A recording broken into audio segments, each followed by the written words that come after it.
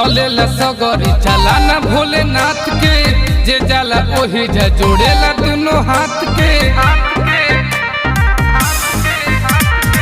चलेला सगरी चलाना भोलेनाथ के, जे जाला ओही जा जोड़ेला दोनों हाथ के।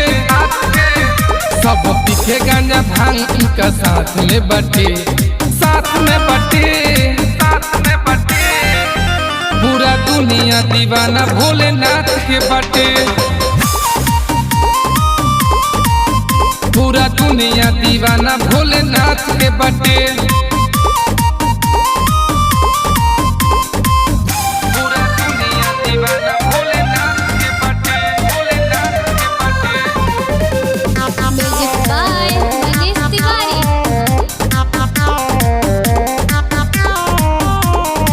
गंगा जी बसेली जटवे के ऊपर, मालूम बा पूरा देश में, मालूम बा पूरा देश में।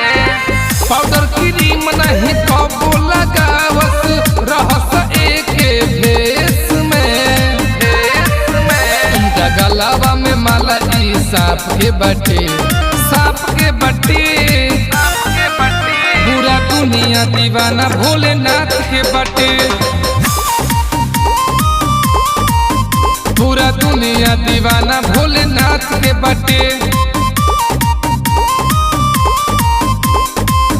पूरा दुनिया दीवाना भोलेनाथ के बटे, भोलेनाथ के बटे।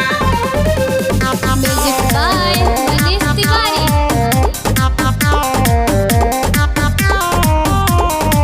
मंदिर से जे करे उनकर पूजा, भर दिल पूरा धन से, भर दिल पूरा धन से। निसुनी रज रोज धोवेल चरण, सावन चढ़ते जल से, जल से। मुनवो के साथ आशीर्वाद के बटे, आशीर्वाद के बटे, आशीर्वाद के बटे। पूरा दुनिया दीवाना भोलेनाथ के बटे, पूरा दुनिया दीवाना महाकाल के बटे।